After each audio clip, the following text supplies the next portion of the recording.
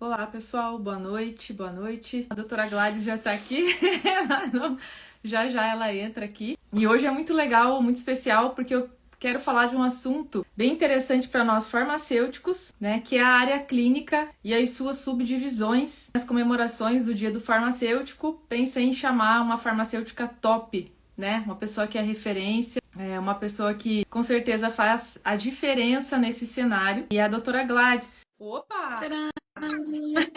Vejam o rosto lindo de minha amiga Gladys aparecendo.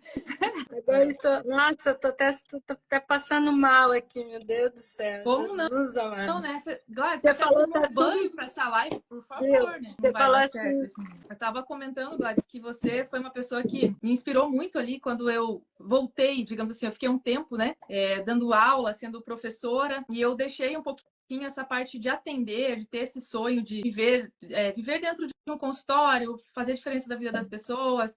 Deixei um tempo de lado, porque eu achei que faltava, e é disso que eu queria falar contigo hoje, faltava uma abertura para o farmacêutico preencher uma lacuna, fazer algo na vida do paciente que desse um up na vida dele, que fosse algo complementar de verdade, entendeu? Que fizesse a diferença, que fechasse algum papel que não estava sendo cumprido na saúde dele. Eu fui me decepcionando ao longo do tempo, assim, com algumas coisas da área clínica e fui indo para a docência, né? Sabe que eu amo dar aula, tanto que estamos aí, né? A Gladys também. E aí, quando veio a resolução, a 585 e a 586, né? Foi que eu voltei com força. Falei, não, isso aqui vai ajudar muito, isso aqui vai abrir caminhos para a gente fazer a diferença e usar essa abertura aí da prescrição farmacêutica, né? Da resolução, para fazer algo a mais, para fazer algo diferente. E me empolguei, foi onde eu conheci você, né, Gladys? Eu te conheci ali, acho que foi 2015, né? E você estava vinculada ao conselho e dava aquele curso de prescrição farmacêutica, né? Com os outros membros da comissão. E eu falei que foi assistir o curso, todo ele, e foi maravilhoso. Os comentários que você fazia que me trouxe, assim, fez muito sentido para mim na época, né? E eu estava chegando nessa época na ortomolecular. Então, eu estava chegando ali, ainda estava abrindo a minha visão para o que a gente poderia fazer. E foi fantástico, assim, assistir as tuas aulas, né? Você falava algumas coisas bem marcantes, falava assim, se você não fizer um marketing, né, dizendo a que você veio, só vai vir as moscas no teu consultório, né? você Falava lembra comigo. disso? Lembro, e tem muita coisa marcante daquele curso. E foi assim que fomos desbravando, né? Eu acredito que a Gladys evoluiu de lá para cá também, e eu evolui muito. Queria que você se apresentasse, Gladys, agora que deu certo de te ver, para o pessoal novo que está chegando. Eu sou a professora Gladys Max. Hoje acontece de tudo, né? Até bater aqui. Faz um mês que eu tô aqui, nunca ninguém bateu. Hoje que eu não posso atender, o povo bate Não, na mas porta. deixa bater, amiga. E os meus cachorros se latir também, vocês que aguentem. Porque coitadinhos, né? Eles latem. Então, eu sou a professora Gladys Marques, sou farmacêutica, como a Vanessa já falou, e estamos aí estou desde 2000 e, fechar a janela, E bolinha, pelo desde jeito. 2001, mais ou menos, que a gente começou, 2001, 2002, que a gente começou a estudar sobre atenção farmacêutica, era algo meio autodidata, né, porque Uhum. não existia curso, não existia pós. Inclusive, um grupo aqui em Curitiba, o pessoal, né, se reuniu para tentar montar uma pós-graduação para nós mesmos, né, chamando professores para dar formação. Acho que foi a primeira pós-graduação no Paraná de atenção farmacêutica que saiu no Brasil, foi em 2000 e terminei ela em 2003, foi 2001, basicamente. E a partir daí a gente começou a luta pelo farmacêutico começar a atender paciente, que era uma coisa que só acontecia no balcão, né? Vamos ser bem otimistas, né, de que existia um atendimento clínico no balcão, Hum. mas não tinha o acompanhamento farmacoterapêutico. E aí, como sempre acontece, né, as pessoas acham que acompanhamento é acompanhar, né? Não sei se acompanhar do balcão até a porta, não sei. Né? O farmacêutico acompanhar a pessoa do balcão até a porta, não sei.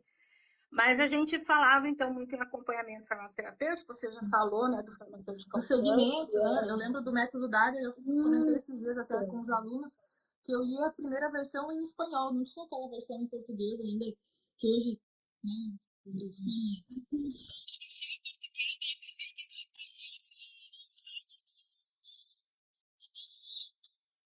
10 Nossa, eu li anos depois que antes. saiu. Eu li em 2003, Eu acho que o foi método. 2018. Não, foi 2008, né? 2008, isso. Foram Eu li em dois. 2003 e fiz todo um estudo do método, fiz uma monografia lá no INCOR, que eu estava fazendo o aprimoramento A lá. publicação em espanhol é de 2008, Uhum. de 98. Então, já foi feito com 10 anos de atraso. Sim. Né? A publicação original dele foi em 2004, nos Estados Unidos. Daí, depois, a segunda edição, né? Depois, a terceira edição foi em 2012 e parou por aí. Então, nós tínhamos nos Estados Unidos uma metodologia que era a inicial, que foi que a doutora Sim. Linda Strand criou, e na Espanha, que foi uma adaptação do método americano para que o farmacêutico pudesse atender cliente, atender paciente na farmácia e aprender enquanto ele atendia, porque ele não podia sair da farmácia. Então, Sim. o método dado é um método de aprendizagem, não é um método clínico para você usar no dia a dia. Por isso que ele Uhum. tem tanto papel e por isso que ele não colou na Sim, prática. sim. Muito Ele organograma, funciona né, muito amiga? bem, Muito. ele funciona muito bem na academia. Sim. Agora, para aprender, mas quando o farmacêutico aprende, ele tem que largar os papéis e fazer, Uhum. né, a clínica da mesma forma que os outros profissionais fazem. Enfim, Sim. eu fiz meu doutorado em atenção farmacêutica e farmacoterapia em Sevilha, e lá eu validei uma consulta de atenção farmacêutica junto com educação terapêutica. Ponto. Isso Isso foi é o que eu muito fiz lá. chique, né, amiga? Doutorado, não sei aonde. E nós comedor de feijão aqui. Eu Ai, fui que comer legal. lentilha e garbanço, Ah, né? Quando você comia eu nem feijão, eu queria. fui comer Nem lentilha e queria. garbanço. Eu fui comer feijão com farofa em São Paulo. Paella. Mas então, eu lembro quando a gente conversou a primeira vez, você fez a tua formação lá no INCOR, em farmácia clínica, também é chiquérrima, não sou só eu que sou chique, você também é chique. Você esconde essas coisas, mas você também é chique, né? Era onde E tinha, amiga. Era então onde nós tínhamos assim, aqui no Brasil, formação de farmácia clínica mais hospitalar e atenção farmacêutica para farmácia, teoricamente, né? E Uhum. atendimento de paciente. Mas nós não falávamos até 2012, 2013 em consultório. Sim. O farmacêutico atender paciente em consultório. E aí parecia, eu ouvia muitas pessoas falando assim, mas o que o farmacêutico vai fazer no consultório? Se as pessoas não sabem o que o farmacêutico faz, né? Sim. Então, e na época, vamos lembrar, né, Vanessa, que o marketing digital não era o marketing digital que tem hoje, né? Era muito. Puxa, Eu aprendi marketing digital com você, é, lá em eu que 2014. te chacoalhei, né? Daí depois você voou. Exatamente, né? Fazem 10 anos, né? Sim. Isso, exatamente 10 anos. Estamos fazendo um aniversário. Quando a gente conversou. Então, eu lembro, né, que você tinha começado, estava começando no marketing digital, até você fez uma palestra para o doutor Arnaldo Zubioli, ele adorou, falou, ele, olha, isso aqui, presta atenção, porque casa bem com a necessidade do farmacêutico de contar para as pessoas o que ele faz, né? Exatamente. Depois nós tivemos a prescrição, veio a prescrição e no início eram apenas os MIPs, né? Quando falava em prescrição, falava somente nos medicamentos, vamos dizer assim, industrializados, que eram vendidos em farmácia. Então, da mesma forma, as pessoas questionavam, mas por que o paciente vai no farmacêutico e não vai no médico, se o médico também prescreve? Então, sempre era assim, por quê, por quê, por quê? Uhum. E depois nós tivemos as práticas integrativas, né, que vieram também, não só na área farmacêutica, mas ela veio muito forte também na nutrição, veio muito forte na enfermagem. Aí nós tivemos os florais quânticos, aromoterapia, depois veio a ozonioterapia, que eu também participei, né, Sim. da resolução da Fantástica. ozônio. Ajudou a escrever a resolução. E aí, o que acontece? Eu lembro que na época, uma coisa que me marcou muito que você me falou na época foi assim: eu quero prescrever coisas para resolver o problema das pessoas. Eu falei, sim, Vanessa, eu na minha ignorância, né? Sim, Vanessa, mas tem medicamentos de venda livre que resolvem o problema das pessoas. Aí você dizia assim, não, mas eu... eu lembro que você falava, não, mas eu quero ter um leque maior de coisas para prescrever.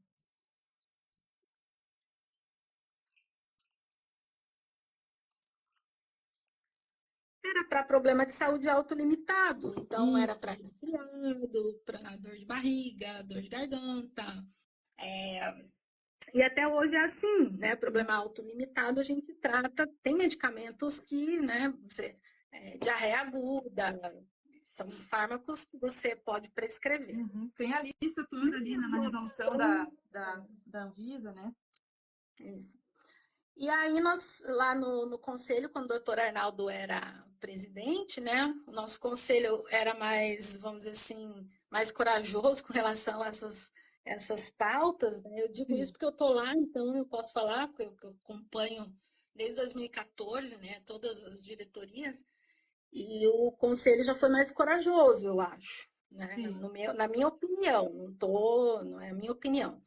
Por que eu digo isso? O doutor Arnaldo dizia assim: vamos, e foi por isso que você foi convidada para ir, para participar da comissão. Sim. Vamos criar uma lista de fármacos que são tarjados, mas que são indicados para problema de saúde autolimitado.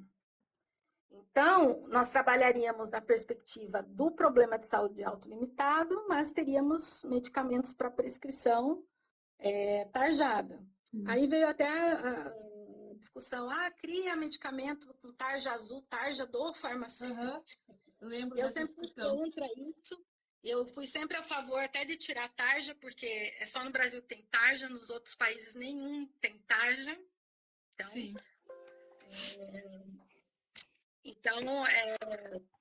Não fazia sentido ter tarja para o farmacêutico prescrever, porque Específica pra não gente, né? precisa. Mas nós poderíamos ter uma resolução do conselho ou uma RDC, uma resolução colegiada que autorizasse o farmacêutico a prescrever. Enfim, não veio. E a esses medicamentos que nós estávamos estudando na época, né, fazendo revisão sistemática para poder fazer os protocolos, já eram liberados em outros países. Na Uhum. Espanha, na Inglaterra, nos Estados Tinha uma lista, Unidos. né? Eu lembro que cada um de nós que era membro ficou com alguns fármacos para pesquisar artigo, né? Dia e Exatamente. noite pesquisando aquilo. Só aqui no Brasil que não era de venda livre. Mas, enfim, resolução 58 da prescrição também abria a possibilidade do farmacêutico prescrever tarjados. Em Sim. que situação? Se tivesse protocolos definidos, né, de Uhum. prescrição, ou, né, que existisse um acordo de colaboração entre o farmacêutico e o médico para que o farmacêutico pudesse alterar a prescrição do médico. Ponto. Sim. O que nós avançamos? Avançamos na prescrição de contraceptivos orais, Uhum. contraceptivos hormonais orais, que nós temos um protocolo, então são medicamentos tarjados, que hoje o farmacêutico pode prescrever, né? Sim. Medicamentos de PrEP, né? De HIV e AIDS, Uhum. que também existe protocolo. E nós temos também, parece-me que agora vai parar também para tuberculose. Então, são protocolos, esses ou vinculados ao Ministério da Saúde ou que o Conselho Federal de Farmácia liberou. Então, aos poucos, nós também estamos Evoluindo recebendo dentro dos atribuição. próprios medicamentos, né, amiga Nico? Para Tanto facilitar a vida dentro. das pessoas, mais acesso mais rápido a um tratamento que é Sim. necessário, que desafoga o SUS, né? O que você está falando agora desafoga, né? Quando o Tanto farmacêutico faz. inclusive no SUS, porque Uhum. muitos locais não têm médico. Então, o enfermeiro e o Exato. farmacêutico poderiam fazer esse papel de prescrição, de acompanhamento via protocolo, Sim. né? Desafoga, é isso Então, que eu falo. É, eu vejo que a saúde, enquanto a gente não colocar todos os profissionais, né, para trabalhar em função de saúde e também de tratar, eu falo, eu divido em saúde e doença, né? Ajudar na doença e ajudar na saúde, a coisa vai ainda ficar muito ruim para nós, né? Então a gente precisa sim. ampliar as funções de todos. Quando você conversava comigo e você estava fazendo a sua pós, uma das 250, que era de nutrição funcional, eu lembro bem, Campinas, né? Foi que você fez. Era nutrição, deixa eu ver se eu lembro o nome certinho, que é um nome difícil. É nutrição ortomolecular e nutracêutica clínica. É isso? Então, quando você foi, eu lembro que a gente conversou e você me falou algo assim: não, nós precisamos trabalhar com prevenção, não só com a doença, mas trabalhar um passo antes da doença. Sim. E aquilo também ficou martelando na minha cabeça, por isso que é bom a gente conversar com pessoas inteligentes que fazem a gente pensar. Tá faltando muito isso, sabe? Conversar com... Então, pessoas inteligentes fazem a gente pensar e não a gente ficar com raiva, né? Mas enfim, isso é para outra live. Então, o que eu fiquei pensando? Eu falei, nossa, Vanessa, faz sentido, né? E aí, quando eu não tinha muita, até começar a estudar sobre o ozônio, eu não tinha muito conhecimento sobre práticas integrativas. Trabalhar com o ozônio, eu comecei a pesquisar as práticas integrativas, e aí tinha você que me falava, tinha da Horto, tinha a Juliana Ribeiro lá de Ponta Grossa, que falava um monte também para mim. A gente conversava demais.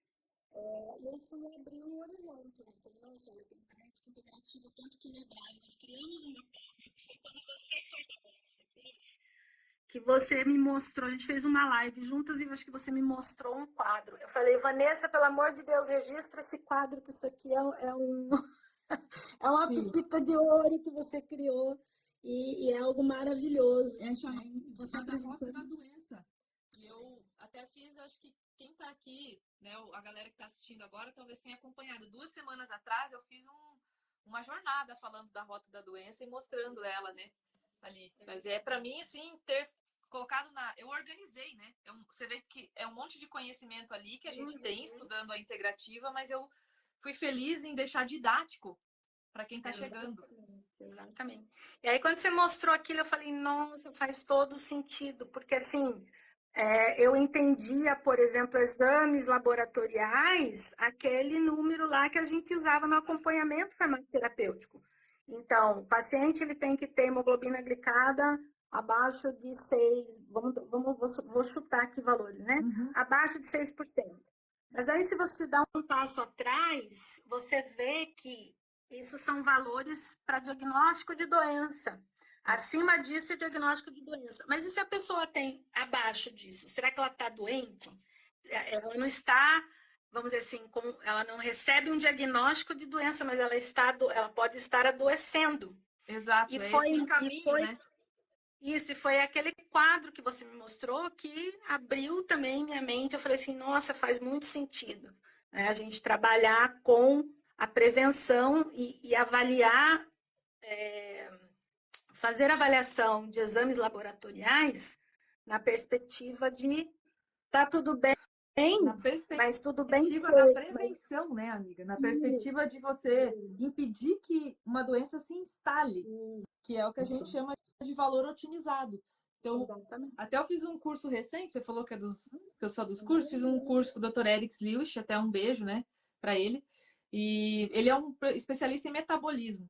E o que foi legal no curso, ele fala muita coisa que que eu já estudo há anos e tudo mais. Ele trouxe muitos dados, amiga. Então ele se deu o trabalho de pegar, né, até ele escreveu esse livro aqui, ó, o nome, ó, Nutrição Vegana, né, Guia de Nutrição. Você não imagina que ele vai abordar aqui dentro vários exames, por que vegano, né? Porque tem aumentado o número de pacientes, né? Que são vegetarianos, veganos, e ele focou nos exames, nos marcadores das pessoas que têm, então, essa nutrição diferenciada e que são marcadores que descem muito ferro, B12. Então, ele fez um estudo, ele prova por A mais B ali, tanto, né, nos artigos, enfim, que uma vitamina B12, por exemplo, tem que estar acima de 480, entendeu? Aí, se você olha o valor de referência, 200 e pouco, né? Então, e se não tiver acima de 480, ela não vai fazer todas as funções. Então, quanto mais o tempo passa, mais a gente confirma isso. Exatamente. Eu lembro uma vez que eu fiz um curso lá na Espanha e o professor deu um trabalho para a gente, um caso clínico para a gente resolver. E nós não encontrávamos a informação para poder resolver. E não encontrava. Mas ele fez de propósito, que era para a gente não encontrar mesmo. E aí ele falou assim: olha, o fato de vocês não encontrarem não quer dizer que não exista. Palavras sábias. O fato de você não encontrar não quer dizer que não exista. Então, se hoje não existe uma evidência científica robusta, daqui 2 anos pode ter. Então, tem que estar sempre estudando, porque uma coisa que hoje tem uma evidência científica que possa ser questionada, por exemplo, daqui 2 anos não pode mais ser questionada. É um ensaio clínico aleatorizado, randomizado, com um N suficiente, acabou. Já é uma evidência científica poderosa, vamos dizer assim, né? Sim. Tentando, focando na evidência. Sabemos que a clínica não é só evidência, a clínica é evidência e paciente.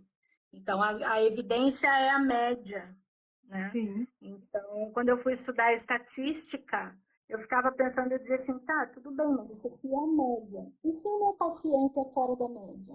Isso que é É aquele 25% sensível que vai tomar uma substância com uma dose pela metade e vai sentir mal. Ou então ele é o super resistente que vai tomar uma mega dose e não vai morrer. Né? também, que tem a ver também, hoje já se fala dos metabolizadores, né, lentos, rápidos, que tem a ver com a genética. Então, e está muito rápido. Antigamente a gente vinha nessa e falou assim, nós somos da década de 90. Eu fico pensando assim, nossa, hoje as coisas estão muito rápidas. Eu lembro que naquela época você pegava um livro, o professor dizia assim, olha, os livros precisam ser atualizados a cada... Os livros são atualizados a cada 10 anos. Depois passou para 5. Sim. E agora, livro que não atualiza a cada 2 anos, um ano, 2, 3 anos. vai ficando para trás, sabe? E nós temos muita informação além dos livros. As pessoas que sabem ler artigo científico não precisam esperar publicar alguém ler para ela e publicar um livro. Então, foi o que você fez por muito tempo, foi o que eu fiz por muito tempo, ainda continuo fazendo, porque tem muita coisa que eu estudo que não tem livro. Quando você tem uma cabeça, eu digo sempre assim, tem que conversar com pessoas que têm a cabeça, que façam você se questionar no teu status quo. Porque você não vai encontrar informação para sua resposta, né? Num livro. Você vai ter que pesquisar, você vai ter que... Se está em livro, é 1, 2, 3 livros que você vai ter que ler. Não é uma informação que está pronta. Sim. Então, muitas vezes essa questão dos exames, amiga, mesmo para te dar um exemplo, até hoje os alunos me perguntam, né? Os alunos dos meus cursos e tal, professora, qual o livro que... Gente, eu queria que alguém, daqui a pouco tem nós, amigo.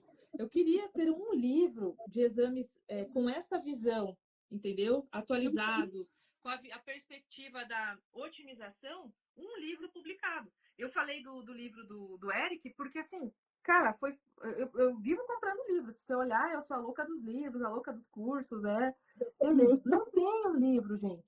Tem toda uma inteligência de por trás de bioestatística, que a Gladys citou, que a gente sabe que os valores de referência, eles são baseados em média e desvio padrão, e ainda de uma população que você não pode garantir que está completamente saudável. É de uma população teoricamente, né, saudável. Então eu pego lá uma população do laboratório que veio fazer exame e faço uma média e falo, ó, uma glicemia normal é 100, né? E não se faz quartil, né? A primeira pessoa que eu ouvi falar em quartil de exame laboratorial foi você. Eu falei, mas é o que mesmo esse quartil? Então... eu aprendi, acho que a primeira vez que eu ouvi falar foi com Laí Ribeiro, aí depois outros profissionais, né, falando. Então, eu ainda não tenho um livro para dizer assim, não, esse livro vai falar de todos os exames, vai trazer... não, é uma união de informações. Existem os livros, isso mesmo. E aqui, ó, de hormônio, tem a trilogia da fisiologia hormonal, daí ali você vai achar comentários sobre os exames hormonais, já com essa visão mais de prevenção, né, que é o do Ítalo Rachid, esse. Então, você vai garimpando para você poder fortalecer aqueles pilares que você recebe. Não, esse raciocínio, ele é assim. Porque a maioria das coisas realmente, ó, tem fundamento. Aí eu começo a pesquisar B12, começo a pesquisar vitamina D, eu começo a pesquisar especificamente cada coisa e eu vou chegar à conclusão de que a técnica dos quartis faz sentido, né? Então, aí eu falei assim, bom, vamos aguardar aí o pessoal fazer os livros, a gente vai garimpando, a gente vai comprando. Tem dúvida? Pesquisa em artigo, eu fiz muito isso, só que isso come tempo, né, amiga? E a gente que é clínico, eu falo assim, hoje, faz um ano, eu comemorei um ano que eu não estou mais atendendo diretamente, tá? Agora tem a doutora Grace, que é uma farmacêutica que foi treinada por mim, tá lá na clínica, e eu tô na parte científica. Então eu ajudo ela a montar os tratamentos, né? Principalmente dos casos mais cabeludos, né? Daí a gente senta e analisa, e ela é super, super competente. Fiquei muito feliz, sabe, de poder treinar de perto um farmacêutico, porque eu treino de longe. Inclusive a Ingrid estava aqui. Um beijo para a Ingrid e os meus alunos que estão vindo aqui. Eu tenho alunos excelentes, assim, que eu me orgulho demais, né, do que eles estão fazendo com esse conhecimento, né, e de estarem se realizando também. A Ingrid, várias vezes eu já falei, ó, tá aí, fiz live com ela, ela mudou a vida, estava saindo da área, voltou para a área, estava dando tchau, não queria mais saber de farmácia, né? É porque E você ensina a raciocinar, né? Isso é importante, o raciocínio. Eu digo assim, é o pensamento crítico e o raciocínio clínico. sim, sim. E isso você pode beber na fonte, aprender como fazer o raciocínio clínico, como ter pensamento crítico, mas você aprimora esse raciocínio clínico com a prática. Então, eu falo muito para os alunos, eu digo assim, cuidado com é, a síndrome da insegurança. Né? A síndrome da insegurança é assim, eu não estou preparado ainda para ir para a prática. Aí estuda mais um pouco. Não estou pronto para ir para a prática. Aí faz mais um curso. Eu não estou pronto ainda para ir para a prática. Não, não, não sei tudo, faz mais um curso. Os cursos Vai são morrer antes de ótimos. clinicar. Os cursos são ótimos. Mas os cursos, eles precisam, para fazer curso, tem que ser estratégico. É, Né? você tem que E aí, fazer. Hoje eu tenho alguns mentores, Gladys, eu gosto de estudar não só a nossa área, né? Eu amo, mas eu faço curso de tudo que você sonhar e imaginar. Teria que sentar e te falar a lista de cursos que eu já fiz, né? Desde finança até gestão emocional. E assim, o que a gente fala é 1 hora de estudo, 5 horas de prática. Pelo menos. perfeito, hein? Entendeu? Então, eu falo. Estuda e pratica. Vai e Isso, e eu atende. falo para os alunos, eu falo para os alunos, para os farmacêuticos, né? Eu digo aluno, dá a impressão que é aluno de graduação, né? Eu falo para os farmacêuticos, para os profissionais, que ainda não estão na prática. Eu digo, pega o primeiro paciente, estuda e vê o que falta de informação. E aí você vai estudar essa informação que falta. Pega o segundo paciente, você já vai ter uma informação lá guardada, vai Uhum. melhorando, vai aumentando, mas a insegurança para atender paciente, ela só vai diminuindo conforme você vai A aumentando a prática. prática. E Não é assim, conhecimento, é a é prática. Então, caminhos, tem assim, que você vir com a saber. prática. Eu digo assim para eles: eu peguei um caso difícil, mas eu sei como fazer para resolver. Então eu falo um pouco disso no curso também, ó. Tem esse livro que tem que ter. Eu falo, se você tiver, você já vai entrar mais seguro, porque tem muita resposta ali. Beleza, tem 2 livros. Aí eu falo, aconteceu uma doença, vai por esse caminho, pesquisa assim, assim, assim, com essas e essas palavras-chave, que você vai chegar. E quando você tem os pilares bem fixados dos problemas, que nem a rota da doença ali, eu mostro esses pilares, você fica mais seguro, porque você fala, não, se eu não souber a resposta na hora, eu vou pesquisar em torno disso e eu vou achar a resposta. Entendeu? Porque eu não sei tudo e a Gladys, que tá antes no caminho, também não sabe tudo. E nós nunca vamos saber tudo. Se a gente esperar isso, nunca vamos atender ninguém. Onde Então, procurar, né? Como raciocinar clinicamente. Acho que isso é o.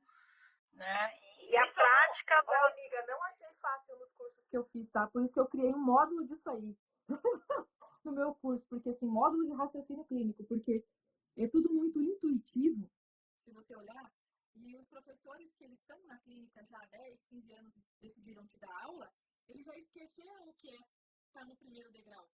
Então, eu senti isso, sabe? Eu pegava os É a estudei, maldição do conhecimento. Você eu esquece que estudei você com não caras sabia. fenomenais, estudei com referências do Brasil inteiro. Só que o cara, ele chegava lá, ele tinha um papel em branco na frente dele. para fazer a consulta do paciente. E aí aquilo te dá um pânico, porque você está começando, entendeu? E você precisa ter um norte ali, um passo a passo. E aí você vai depois. Hoje tem coisa que eu sei de cor e que eu entendo que, né, o que o professor fazia lá atrás, eu falava, pô, é tão óbvio, né? Não era óbvio na hora, e eu me coloquei no lugar. Eu falei, quando eu tava sofrendo lá, eu falei assim, a hora que eu for dar aula disso, porque eu já sabia que eu era professora, né? Eu dei aula da graduação desde 2007, então eu pensava, um dia eu vou ensinar isso, né? Quando eu comecei. Falei, o dia que eu for, eu vou criar um caminho que eu tô aprendendo a duras penas, eu vou facilitar, porque você encurta tempo de vida das pessoas, anos de estudo, às vezes com método, né? Se você tem um método. E aí é o que você está dizendo, é praticar. Não adianta eu ficar lendo o método, o método da professora é assim, faz isso, e não sento lá fazer, entendeu? Tem que ir, gente, por favor, sabe? Outra coisa que eu acredito que é importante para a pessoa, né, se convencer de ir para a prática é ela saber que é aos poucos. O que eu sei, a minha trajetória, ninguém vai percorrer a minha trajetória. A tua trajetória, ninguém vai percorrer a sua trajetória. Cada um tem a sua trajetória. Exato. A experiência é com o tempo. Não tem experiência, não vem com a idade. Você nem com, eu digo assim, a experiência ela não vem com a idade, ela vem com o tempo de prática. Isso. Eu, por E exemplo, tô com muito juventude, eu sou muito nada. Mentira. Eu tô com 43, gente, mas queria eu ter acesso 10 anos antes às informações que eu tive. Nossa, estaria em outro patamar não hoje. existe, porque isso não tem a ver com a idade, isso tem a ver com o passar do tempo e com você amadurecer, né? Mas, por exemplo, também o tempo, ele não diz se a tua prática está correta ou não. Você pode ter uma prática de 40 anos e estar fazendo 40 anos errado. De cagadas. Ah, tô brincando. Mas é muito legal isso que você falou agora, amiga. Porque assim, eu Às vezes, vejo pessoas que não se atualizam, não estudam, né? E estão ali já com o cabelo branco, só não tá branco que pinta, né?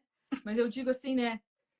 Falando coisas que se falavam nas décadas de 80 e que hoje não cabe mais, e que você tem que dar o próximo passo. Mas a pessoa está dizendo para você, não, mas eu tô 30 anos clinicando, né? E que, fazendo, exato, se você não se atualiza, você está clinicando, mas você está aquém, você está deixando de contribuir com o paciente. Quem sempre perde quando a gente não se atualiza é o paciente que a gente entra em contato, né? Porque a gente deixa de enxergar, que nem você falou. Não é porque você não está vendo que não tem algo. E é o que eu sempre falo. A gente precisa pôr o óculos aqui, ó, da bioquímica. Porque a gente saiu da graduação com o óculos da farmacologia. E a gente não. e olha lá, É, e olha lá. algumas vezes meio porquinha, né, amiga? Que aí depois tem que. Eu estudei muita farmacologia porque eu fui para essa área. Então, assim, eu falei, não, eu gosto disso e eu vou estudar isso. Mas não é só com aquilo que a gente sai da graduação. E não é só a gente farmacêutico. Eu sei que tem nutricionista aqui, né? Tem vários alunos de todas as áreas que me acompanham, que a gente tem coisas em comum, né? Que podem prescrever suplementos, que podem trabalhar com fitoterápicos. Então, a gente tem muitas áreas em comum hoje, que foi o que eu falei antes, que eu só acredito que a gente vai mudar a saúde, a mentalidade do brasileiro e mudar a saúde quando a gente expandir todo esse conhecimento para todas as áreas e todos os profissionais praticarem a clínica. Se a gente deixar na mão de um único profissional, vai demorar muito, tá? Então aí que entra o que eu falo para você, que entra o farmacêutico, que entra o nutricionista, que entra o fisioterapeuta, amiga. Se você visse as resoluções deles, dá uma inveja desgraçada, tá?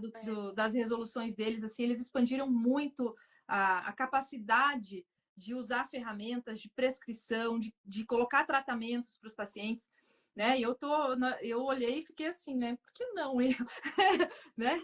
Por que não o farmacêutico? Mas o farmacêutico Nós vai chegar. vínhamos, eu te respondo isso, nós vínhamos num caminho de muita coragem. E chegou um momento no nosso caminho que a gente sentou, né? A gente, que eu digo, é o nosso conselho, Sim. né? Conselho da massa. Sentou, não estou falando, assim, vamos dizer, Conselho Federal, né? Porque o Conselho Federal tem ainda, né, Nossa, eu quero do seu falar jeito, da da sua resolução ainda forma, aqui. né, colocando coisas para nós. Mas eu vejo muitos conselhos regionais sentados à beira do caminho.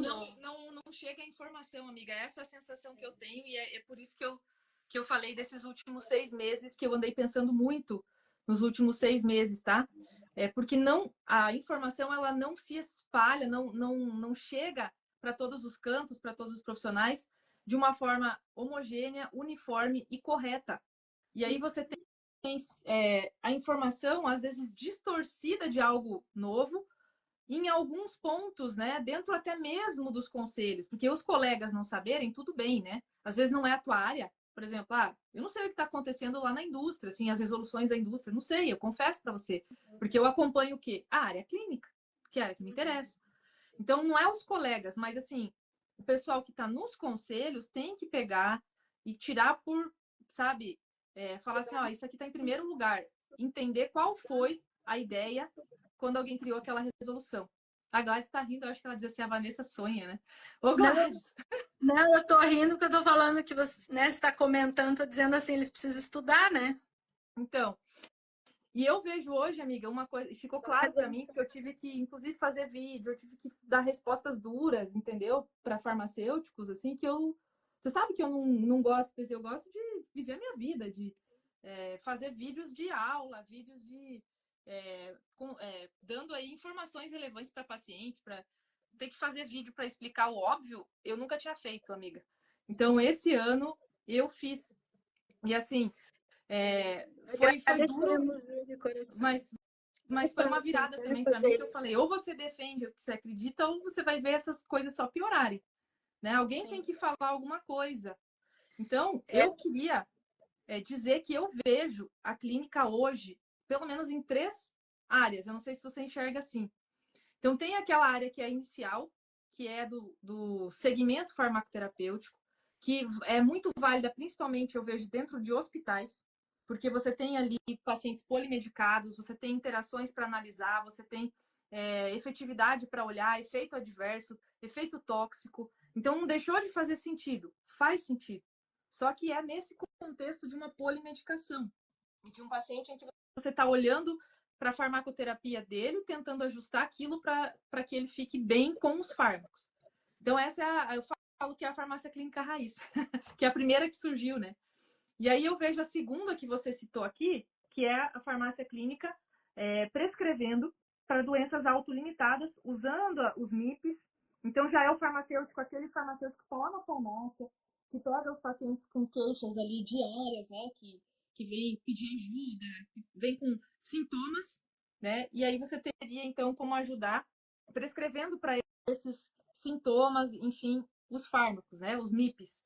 E eu vejo uma terceira área que vem forte, e é a área que me realiza, é a área que eu acredito que vai te dar mais reconhecimento, tá? E quando eu falo reconhecimento, é para o paciente enxergar você como alguém importante, e que fez uma diferença, assim, fundamental na vida dele, e que a vida dele é antes de você e depois de você, né? Que era esse sentido que eu buscava.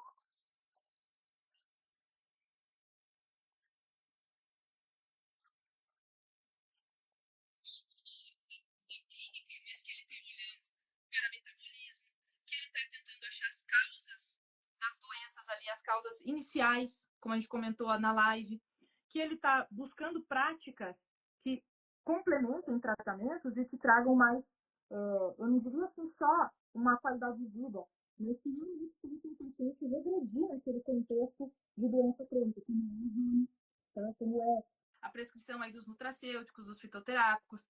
Então, tem essa terceira área e que muitos farmacêuticos clínicos que são da década do ano 2000, como você citou, não se tocaram.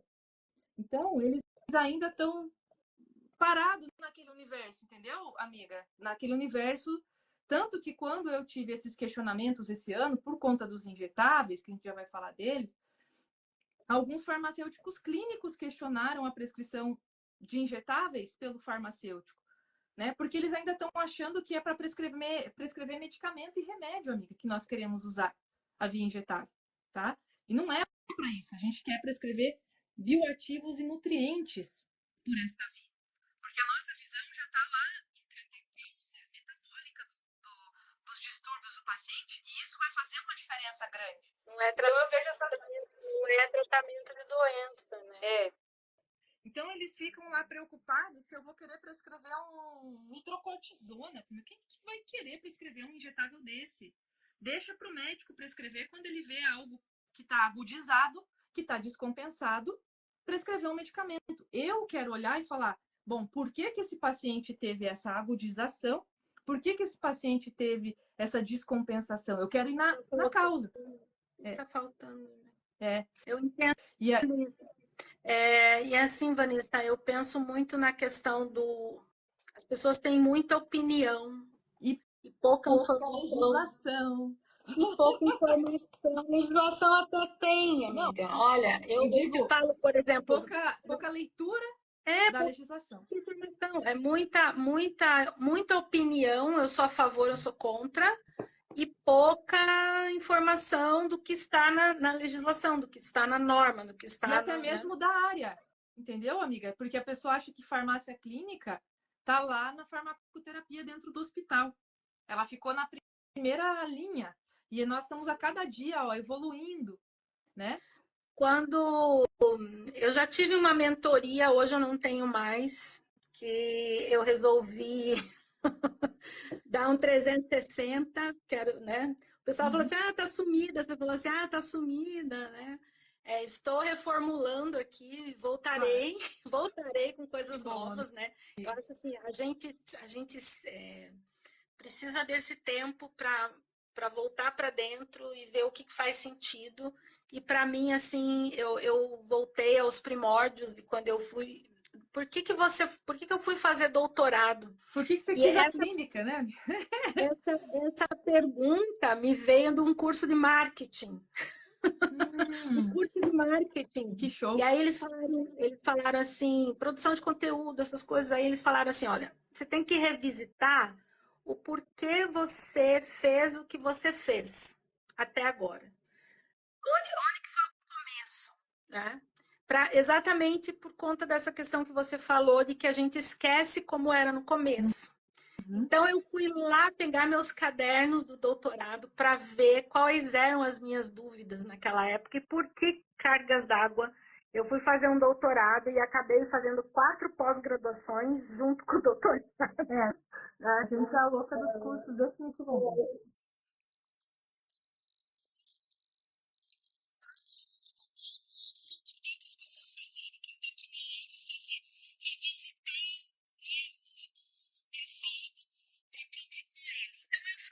Revisitar meus cadernos para saber o que eu não sabia, por que eu fui tão longe, né, em estudar tanto. E era uma agonia que eu tinha com relação ao paciente. Era assim, como que eu ajudo o meu paciente? Né? Como que eu ajudo o meu paciente? Boa, foi o que me trouxe aqui. E eu comecei a pensar sobre isso, meus cadernos, então sempre os cadernos que eu vou anotando, muitos cadernos. Eu adoro a tecnologia, adoro, mas o que me faz pensar são meus cadernos e minhas canetas coloridas. Mas enfim, é outra live, né? Mas enfim, como é que eu faço para o paciente aderir ao tratamento? Isso era uma pergunta que pairava. O que é adesão?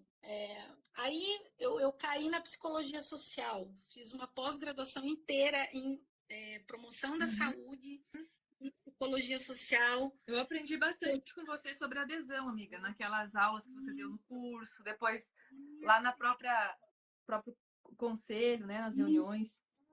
E a questão do comportamento, né? Hoje fala-se muito em medicina de estilo de vida, como se estilo de vida fosse tudo na vida de uma pessoa, e não é, a gente sabe que não é, faz parte, mas a mudança do estilo de vida, ela é um resultado de muitas coisas... Virar a chavinha aqui, né? Que estão por trás, e que não é só a responsabilidade do paciente, é a responsabilidade do profissional de saúde. Então, é muito fácil falar, caminhe, corra, coma melhor, durma melhor, não fume, não beba, tome esse medicamento, tome esse suplemento, coma dessa forma. Mas o paciente, ele é uma pessoa que tem uma vida, ele precisa fazer a gestão de tudo isso dentro da vida dele. Como que ele faz isso? Então, essa era a minha grande questão. Então, eu tô aqui, né? Tô aqui na casa da minha mãe, aqui na praia. Não fui ainda nem na praia.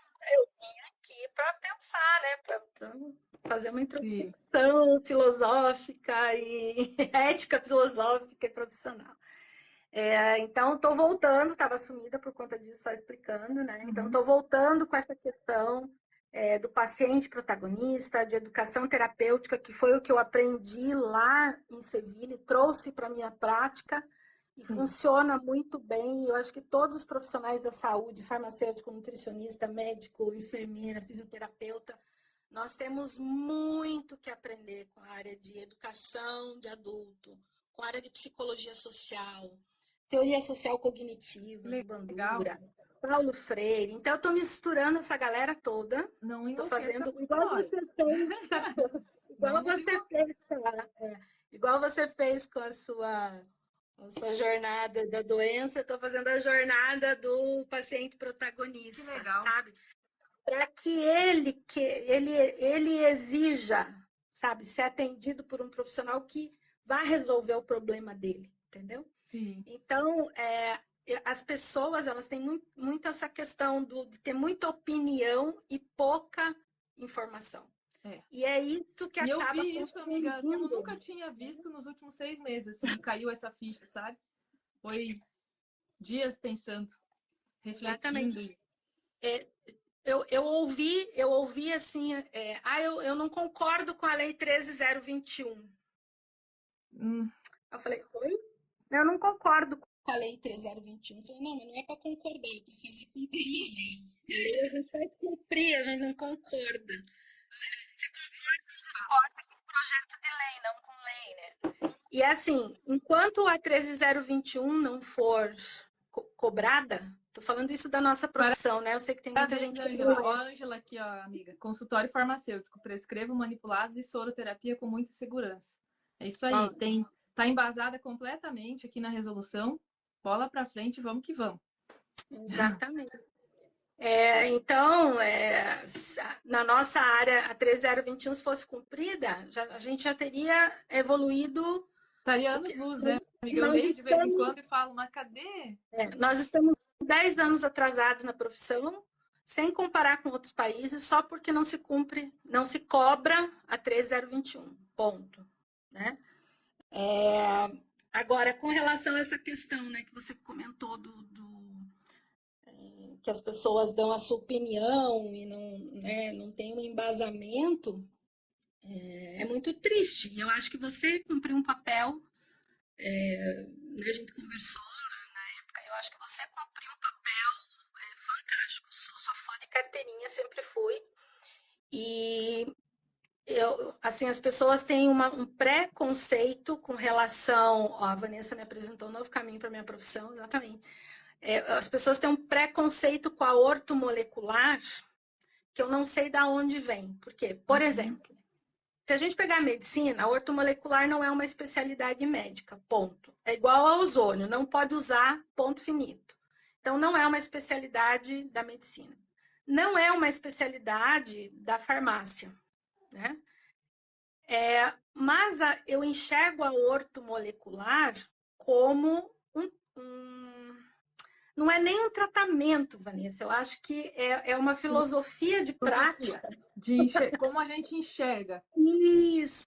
E como você enxerga exames por quartis e você faz a otimização? Como você enxerga você prescrever para prevenção? Sim, Como você tira a pessoa daquele metabolismo ruim para o metabolismo otimizado?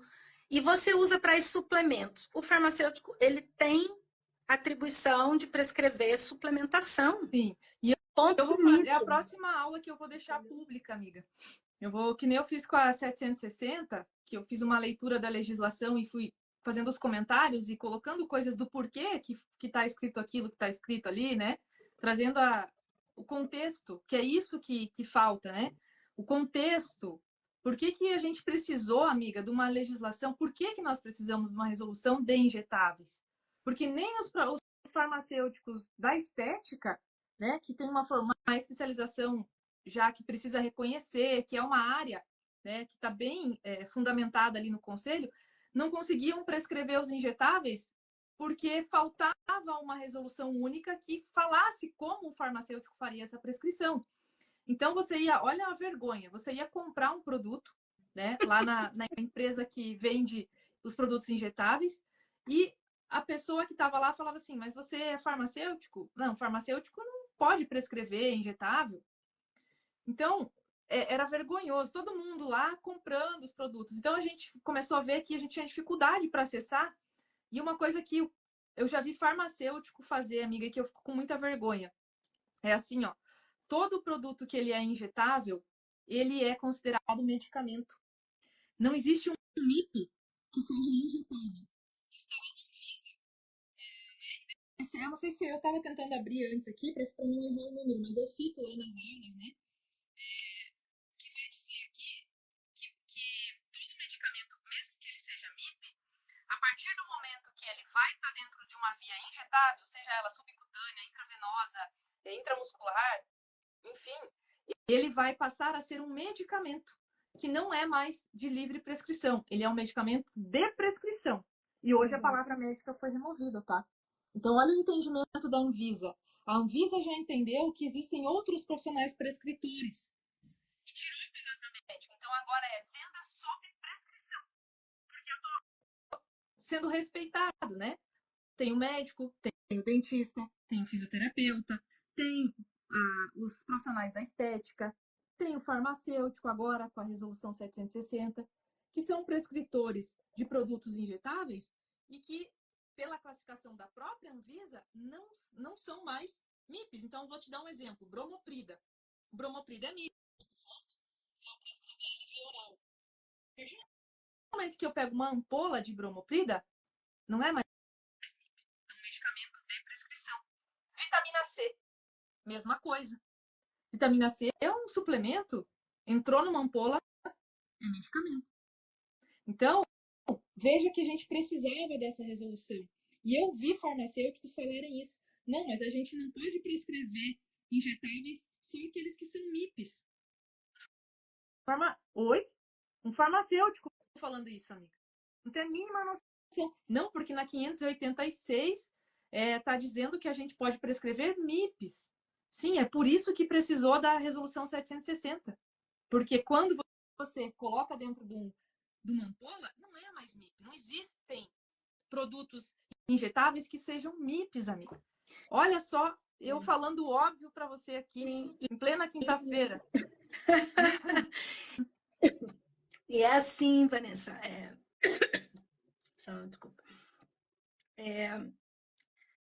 Lá na 586, ela fala assim, que o farmacêutico ele pode prescrever medicamentos isentos de prescrição médica, que agora vai ter que mudar, porque agora não existe mais isentos de prescrição médica, porque você não tem mais medicamentos, né? Não tem a tarja, não tem mais o médico, então tem que alterar a 586. Sim. Pois é. Né? E daí já aproveitar que vai vir, né? E corrigir algumas coisas que precisam ser corrigidas lá. Mas, enfim, o que as pessoas poderiam, e aí é opinião minha, eu falo opinião para não ter problema, né? É uma opinião minha, um entendimento meu da legislação. Posso estar errada, como, né? Posso ter razão ou não. Dentro da minha lógica. Então, por exemplo, diz assim, farmacêutico para fazer a prescrição de medicamentos isentos, que teoricamente são para problemas de saúde autolimitados, então são aqueles que, né, que sem medicamento eles resolveriam, você prescreve pensando no paciente para ele passar melhor, né, por aquele problema de saúde. E você tem, por um outro lado, a prescrição de medicamentos tarjados com protocolos ou com acordos de colaboração, que aí o farmacêutico precisa ter uma formação mais aprofundada para poder prescrever esses medicamentos tarjados. De qualquer forma, você treina o profissional para as atribuições, certo? Então, Sim. você vai treinar o profissional para as atribuições. Então, se eu pegar, por exemplo, suplementação, se eu pegar, vamos chamar de ortomolecular, suplementação, a nutrição funcional, e você olhar na 586, a gente fica meio que num limbo, né? Uhum. Com relação, ficava, né? Com relação aos injetáveis, e foi o que você falou. Agora, a gente já evoluiu tanto que nós temos, nós precisamos, você falou que vê três áreas, né, da clínica que o Já está farmacêutico subdividindo, né?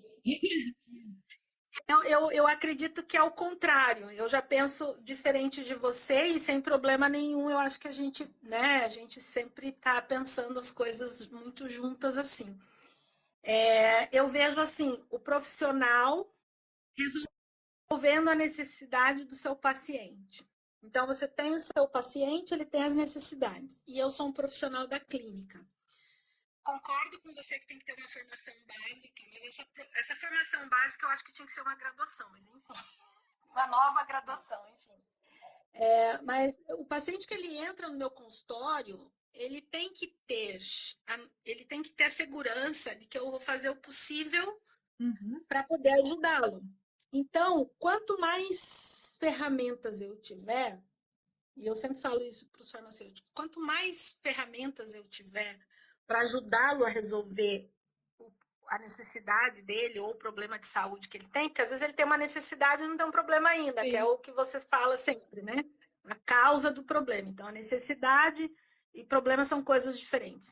Então, se eu tenho formação em fitoterapia, eu tenho formação em florais, eu tenho formação em aroma, eu tenho formação em ozônio, eu tenho formação em nutrição, né, ou suplementação, eu tenho formação em acompanhamento farmacoterapêutico e eu sei prescrever. Então, eu vou avaliar o problema do meu paciente, vou criar um plano de cuidado para ele e eu tenho várias coisas que eu posso colocar ali junto com ele naquele plano de cuidado. Sim. Seja para otimizar o resultado, seja para que ele ocorra mais rápido, seja para que resolva, tenha maior resolutividade. Ou que melhore a qualidade de vida, né? Melhore a qualidade de vida dele, que traga saúde e tal. Então, assim, eu enxergo não como áreas Separadas, separadas. mas Eu conhecimentos que vão enxergo fazer sobre... sentido de Exatamente. acordo com o paciente que você está atendendo. O paciente Exatamente. A Então, precisa dessa e dessa ferramenta. O paciente B Exatamente. precisa dessa outra, né? A gente faz isso, porque não tem como tirar o conhecimento, né, amiga? Entendeu? Porque, Então, que nem eu falo, ninguém vai tirar o conhecimento que eu tenho do método Dader, de toda aquela história de reações adversas, de pensar nisso, de pensar em interações. Ninguém vai tirar isso, né, da minha cabeça. Vai estar comigo na hora que eu sentar na que eu frente estou do... falando. Então, assim, quanto mais o farmacêutico tiver de formação, isso o nutricionista também, o Claro. enfermeiro também, o fisioterapeuta. Quanto mais você estudar, mais ferramentas você vai ter de forma sistêmica, não focado na doença, mas focado na necessidade do paciente, né? Então, eu vejo isso que são áreas, você pode dizer assim, não, são atribuições que estão em resoluções diferentes, Isso. ok.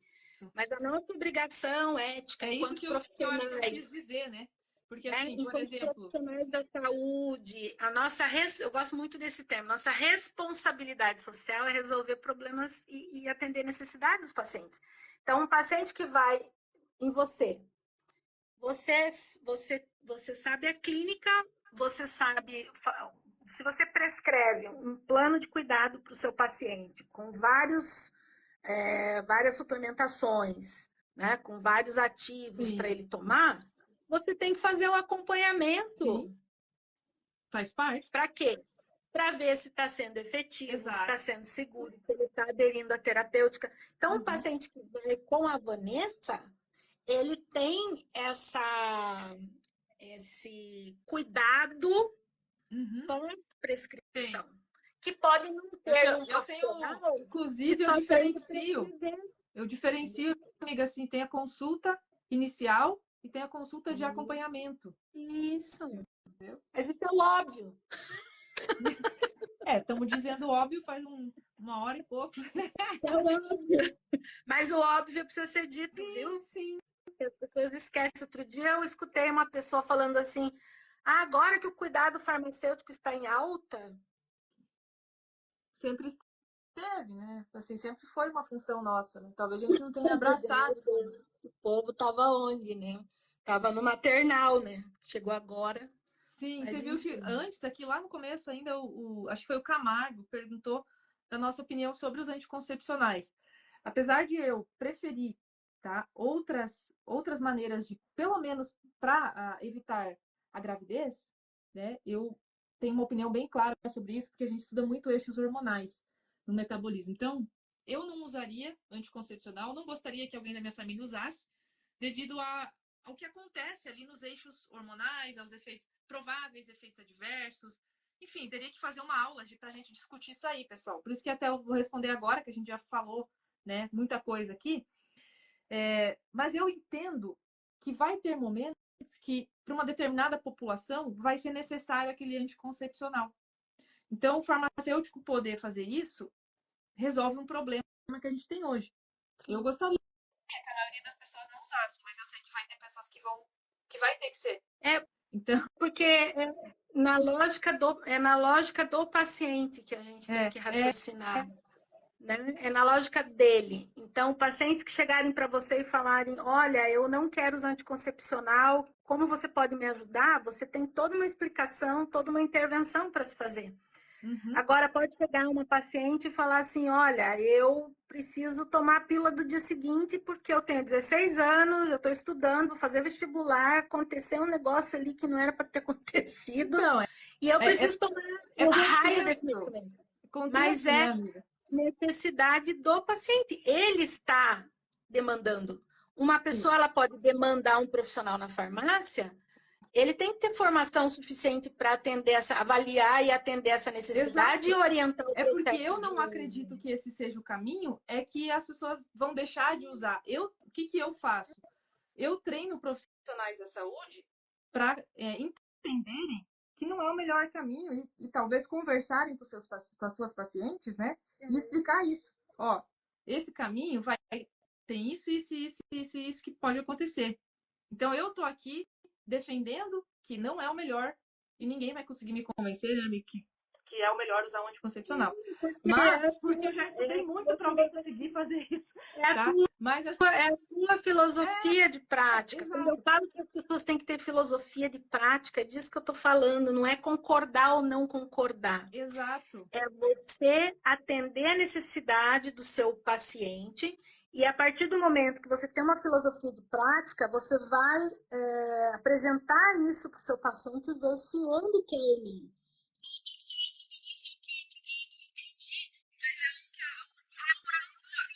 A mesma coisa que eu chegar para você, amiga, e falar, ó, você tem que deixar de comer trigo, porque ó, apareceu aqui no teu exame que, sabe, você não tolera, isso está inflamando o teu intestino, mas eu não quero.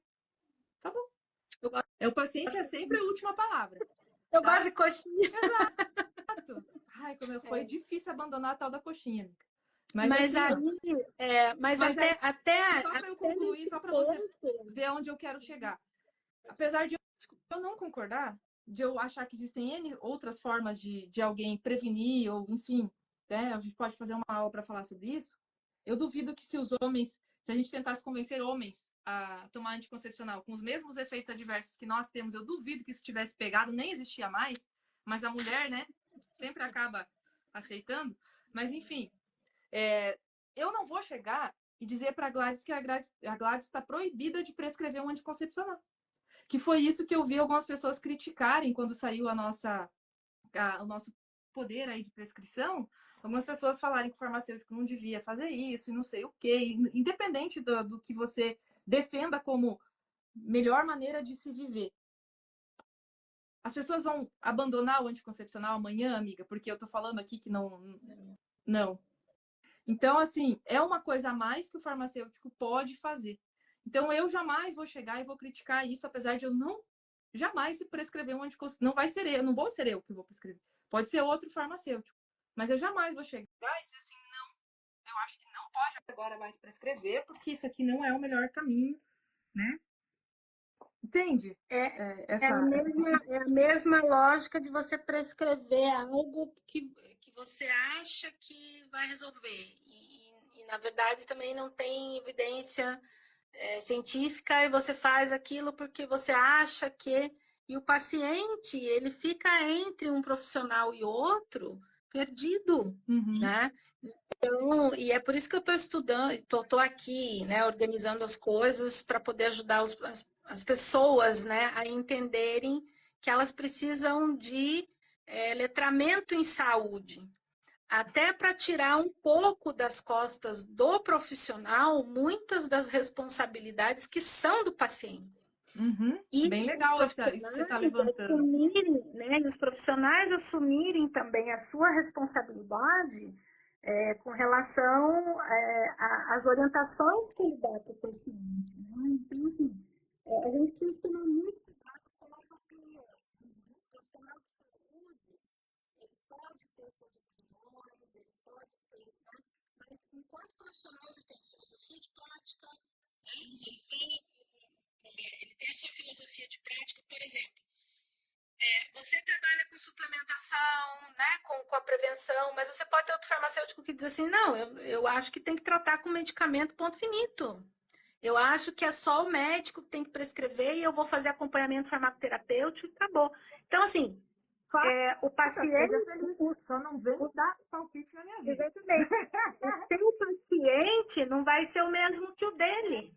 O dele vai ter aquele paciente que acredita que é só o médico que resolve e só vai tomar medicamento industrializado. Tá tudo bem.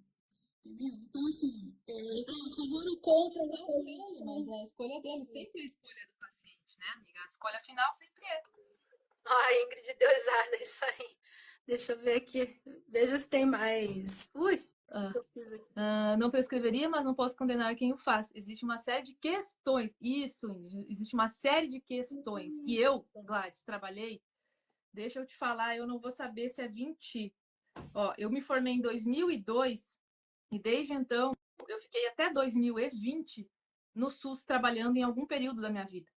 Então eu entendo algumas necessidades que existem ali e que fazem parte de um mundo que não é o mundo que eu gostaria, mas é o mundo real. Entendeu? Então a gente tem que estar ou em Nárnia, dentro do armário, ou no mundo verdadeiro e real, onde nós temos algumas questões aí. Tem gente que está em Nárnia. Então a gente está aqui no mundo real. Então eu não chego e vou condenando.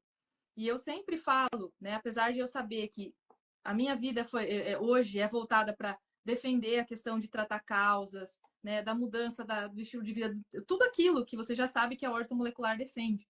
Eu sempre falo, gente, existe uma descompensação, uma agudização que tem que ser dado fármaco para o paciente naquele momento. Então, se eu falar assim, não, o paciente está ali, descompensou a insuficiência cardíaca, não, vamos dar aqui uma coenzima Q10, vai morrer o paciente. Entendeu, amigo? Então, o paciente ele tem que ir lá, tem que ser feitos os protocolos com fármacos para estabilizar. Aí depois eu falo, poxa, eu vou acompanhar esse paciente com insuficiência cardíaca para dar mais condições para o coração dele funcionar melhor, com coenzima Q10, com D-ribose, com L-carnitina, com um monte de coisa que vai dar um suporte e talvez melhore a qualidade de vida dele, ele precise menos de medicamento e ele consiga viver, né, de uma forma melhor do que ele poderia. Então, é uma visão que eu desenvolvi. Eu não vou condenar as coisas, entendeu? E outra, a ideia também da suplementação se a gente fosse bem no pé da letra, o ideal seria a alimentação. A alimentação é a base, né? A gente martela, tá? Esses nutrientes virem da alimentação, ponto finito, acabou e vamos ser felizes com isso. Mas a gente sabe que não acontece. Não vai acontecer. Não vai mais acontecer, porque esse mundo aqui, a gente tem uma série de questões que estão envolvidas, excesso de toxina no dia a dia, então consome nutriente lá para você metabolizar um corante, um conservante que você comeu de um produto industrializado. Ah, mas eu vou comer só natural. Aí tu vai comer praguicida. Não, mas então eu vou comer só orgânico da minha horta. Aí você vai comer uma carne, vai ter antibiótico e hormônio. Tá. Ah, não, então eu vou criar minhas vacas. Então, você começa a puxar o fio, amiga, você vai ver que todo dia você é submetido a um estresse. Aí você, mesmo comendo, poxa, tô com um prato equilibrado, olha que bonito, folha, tal, tal, pode não ser suficiente para o nível de estresse que a gente vive no mundo atual. Até a água passa por um cano de PVC e vem com plástico, pra você tomar se você não tiver filtro. Vem Eu com cloro. trabalhei no meu mestrado, com fitalato. Fitalato é um disruptor endócrino. Ele é adicionado no plástico, no PVC duro, para transformar ele num PVC mole, num plástico mole. Tá. E não é uma reação química, é uma reação física, por calor. Então, se você esquenta, ou né, se você esquenta um produto que tenha fitalato, ele se descola, ele sai da estrutura e vai para aquele alimento. Ou se você manipular, também sai. E o fitalato ele é um disruptor endócrino. Ele faz uma confusão total geral, tanto em adulto, quanto na mãe gestante, e no bebê que está lá na barriga da mãe, e o bebê depois que sai, que nasceu. Já nasce, não, a gente já viu isso. Ele já nasce com a estrutura. Então, assim, vamos pensar Só alimentação. Por isso que eu falo que só alimentação, às vezes, mesmo que a gente fizesse daquela forma quase impossível, que eu conheço algumas pessoas que fazem, tá? Uma alimentação bem natural, bem natural. Mesmo assim, talvez você, estando nesse contexto aqui de mundo, poluição eletromagnética, estresse, uma série de coisas, não conseguiria manter em níveis ótimos. regula. E essa questão dos disruptores endócrinos, um colega continuou com a pesquisa, né, que eu estava fazendo e foi fazer na Alemanha. Eles fizeram uma avaliação das gestantes. Sim. Eles encontraram metabólitos de 23 disruptores endócrinos na urina das gestantes.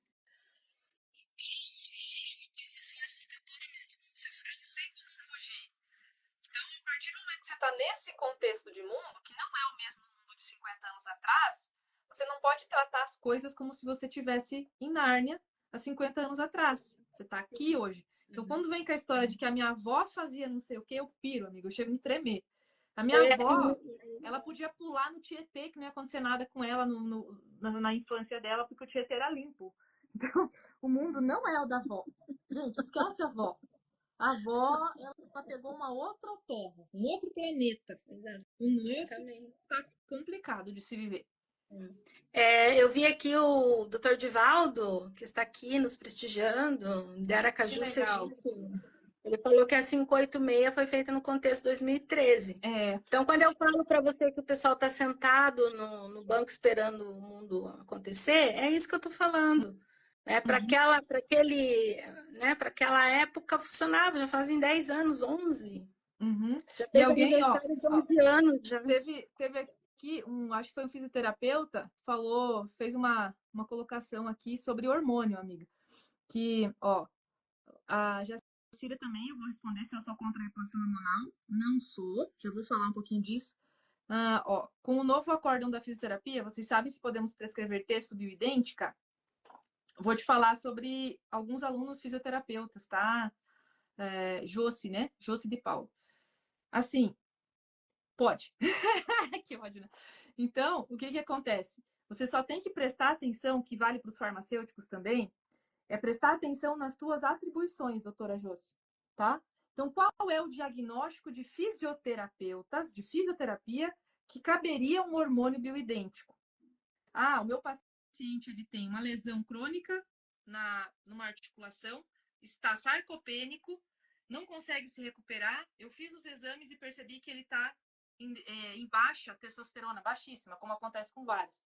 Cabe nesse contexto, tá, doutora Jússi? Que é um papel do fisioterapeuta fazer todas as suas práticas, é da sua atribuição, fazer com que aquele paciente se recupere.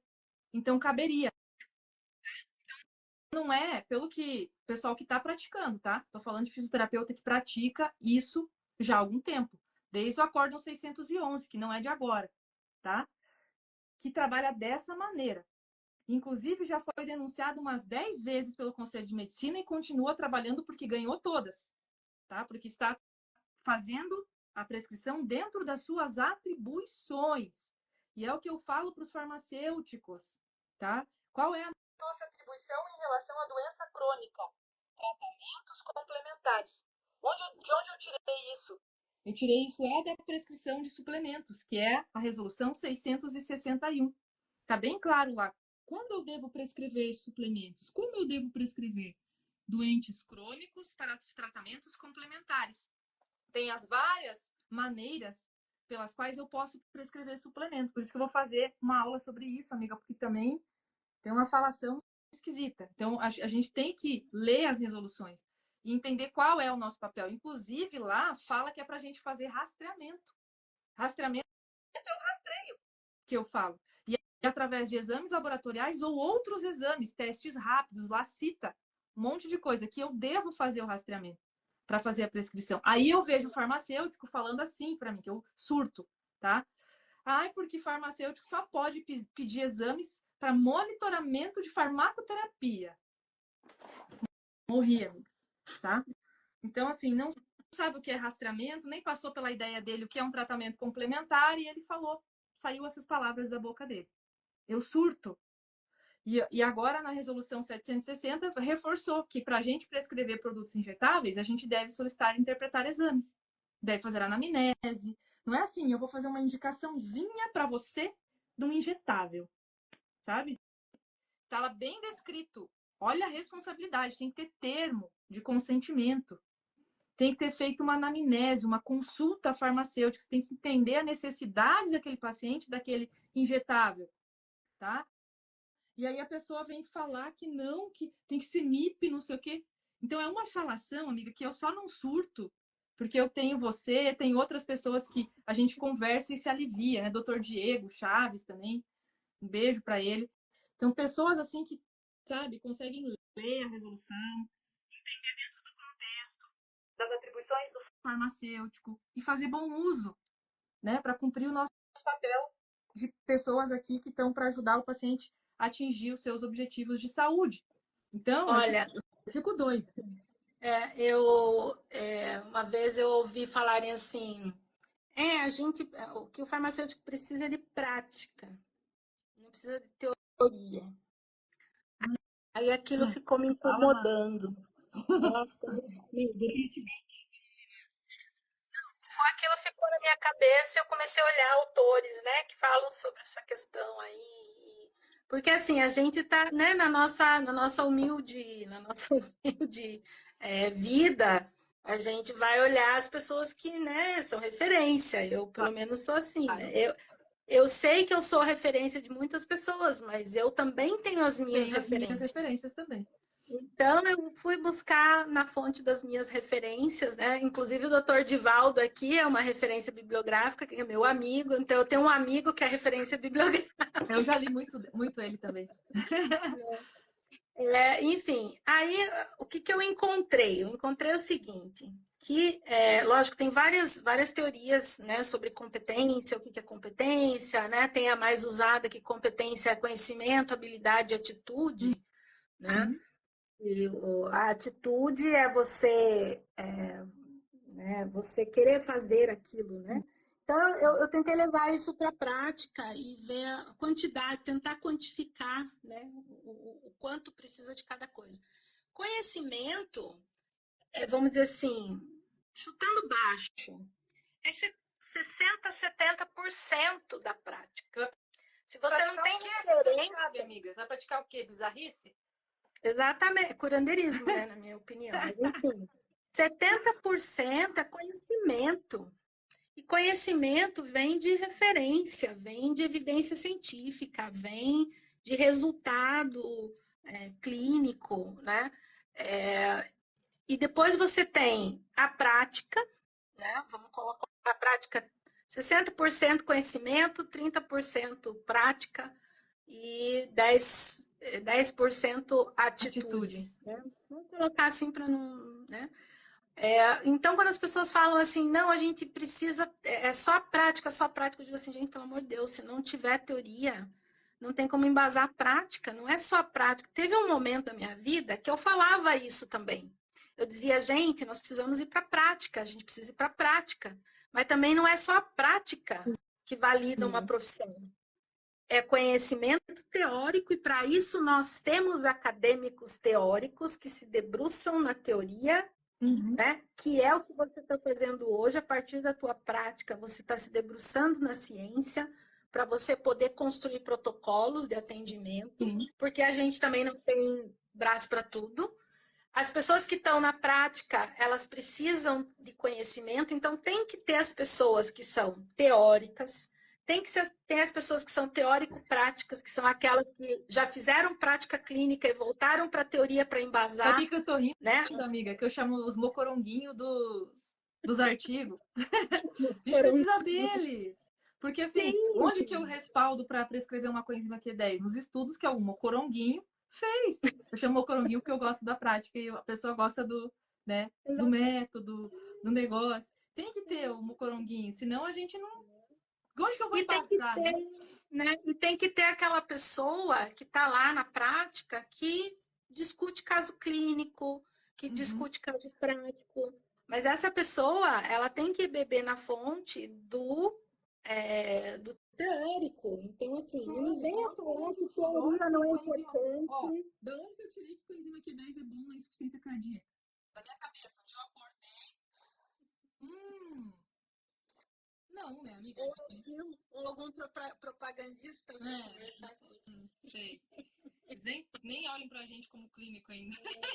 Mas assim... É bom, até bom, até bom. Dá um tempinho, né, pra nós. Mas assim, eu acho que cada um tem a sua contribuição. Nós temos os teóricos que estão lá se debruçando na filosofia de prática, criando coisas novas.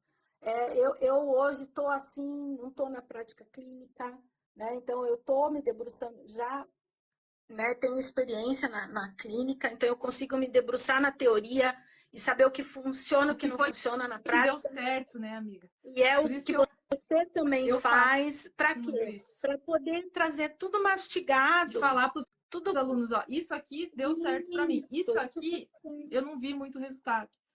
Isso aqui tem evidência científica, esse aqui não tem, esse aqui é resultado clínico. Você vai olhar lá no seu paciente, avaliar, porque nem sempre a evidência científica funciona para o paciente lá na ponta. Por isso que tem atenção farmacêutica, tem acompanhamento farmacoterapêutico, porque se todo medicamento fosse efetivo, não precisaria do farmacêutico clínico. Os medicamentos, a evidência científica, ela vem na eficácia. É eficaz? Registra. Agora, tem paciente que toma e não funciona. Mas por que não funciona? É porque não é eficaz? Não, para ele não é eficaz. Amiga. E acontece com suplemento, tá? Acontece... Eu já tive paciente que eu prescrevo dose de criança. Se eu prescrever vitamina C na dose do adulto, a pessoa...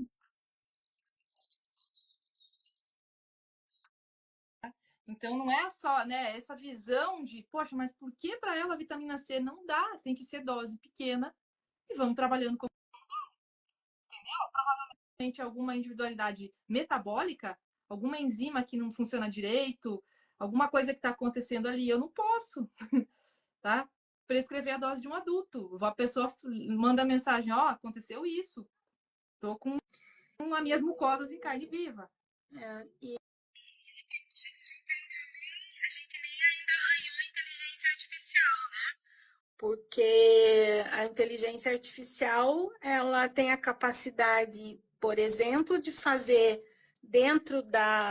vamos pensar assim, dentro da filosofia biomédica, que é imagem, diagnóstico, tratamento, a inteligência artificial, eles estão treinando inteligências artificiais que fazem isso num nível semelhante aos profissionais de saúde, às vezes até melhor. Então, não é na média que o profissional de saúde vai se destacar, não é no protocolo padronizado que ele vai se destacar. Isso ele vai jogar lá, a inteligência artificial vai falar para ele o que funciona e o que não funciona. Então, né, é você saber avaliar a necessidade do seu paciente. Exatamente. É você olhar para o paciente, não olhar só para o tratamento ou para o plano de cuidado, ou, né, é você olhar, ter o olhar, o óbvio, né? O olhar clínico, né? O olhar clínico não é Ó, para a doença, é para o aquela paciente. pergunta que agora eu esqueci o nome de quem fez sobre reposição na menopausa, se eu sou a favor ou se eu sou contra, depende do paciente, entendeu? Então, a gente tem a possibilidade de modulação, né? Eu gosto sempre de, quando falo de hormônio, diferenciar, porque tem muita confusão. Quando a gente fala modulação hormonal, todo mundo já pensa em repor. Eu chamo de modular quando a gente dá condições para o corpo produzir hormônio. Na menopausa, existe uma morte do ovário, o ovário atrofia. Então, ali eu já não consigo mais estimular o corpo e a mulher voltar a produzir estrógeno e progesterona em doses, né, de antes da menopausa, vamos dizer assim. Então, eu vou ter que fazer ou um uso de fitoestrógenos, enfim, usar plantas para fazer um estímulo em receptores, ou eu vou ter que usar o hormônio. Então, eu vou avaliar a paciente para ver qual desses dois métodos é mais interessante para ela. Aí vai depender se já teve histórico, né, de algum problema na família em relação a câncer ou não. Vai entrar uma série de perguntas e aí eu vou definir se para ela é interessante modular ou repor. Mas até mesmo para repor, amiga, é importante arrumar o corpo, desinflamar, antioxidar, tratar resistência insulínica. Eu vi muitos casos de paciente vir fazendo reposição e apresentarem efeitos adversos aquele hormônio, porque o organismo estava todo desestabilizado. E a gente sabe que se eu tiver uma resistência insulínica, eu vou pegar uma testosterona, por exemplo, e vou transformar em DHT, que é o dihidrotestosterona. Vou ter efeito adverso, vou ter queda de cabelo, crescimento de pelo, acne. Se eu tiver uma inflamação, eu provavelmente vou mexer nos eixos e tenho a tendência a aromatizar uma testosterona. Aí vai para estrógeno. Então, eu tenho que, até mesmo para repor, eu tenho que olhar o organismo como todo. E nós, farmacêuticos, não podemos prescrever ainda reposição. Eu digo ainda porque, né? Vamos falar ainda, amiga? Vamos profetizar? Eu acho que sim, viu? Reposição bioidêntica, que nem os fisioterapeutas estão fazendo dentro das suas atribuições. Olha, se o caminho for como na Inglaterra, né, os profissionais de saúde estão prescrevendo. Né? Reposição bioidêntica para melhorar, para deixar em níveis fisiológicos. Isso é o que eu defendo. Eu vejo hoje um crescimento nessa área fitness, que a gente vê aí o uso de drogas e tudo mais. Não é a minha visão de saúde, não bate comigo. Então, nem sei, acho que um farmacêutico nem deveria pensar em prescrever algo nesse nível, porque aí você está assumindo um risco que é o médico que tem que assumir, né? Doses altas, enfim. Mas eu ainda acho que a gente pode chegar no nível da fisioterapia aí sim, por que não? Tá? Fisioterapia, por exemplo, amiga, prescreve derivados, né, do canabidiol, que é uma coisa que eu acho que o farmacêutico poderia também, né? Nem que fosse assim, precisa fazer um curso e tal, mas poderia usar essa ferramenta, como a gente falou de ferramentas aqui hoje, né? Enfim, eu espero que o farmacêutico continue evoluindo na área clínica, né? E eu sei que a gente vai. Pela maioria a gente vai. Só que tem que ver se é a maioria que tem o poder e a maioria está sendo ouvida também, né? Vamos acreditar que sim. Porque foi um grande ganho essa questão dos injetáveis, tá? Foi maravilhoso. E foi uma conclusão que se chegou analisando outras resoluções nossas que davam condições, né? E a gente precisava, então, reunir essas informações em uma resolução única para ter mais segurança ao atuar. E veio. E mesmo assim a gente vê bizarrices acontecendo ainda, apesar da resolução.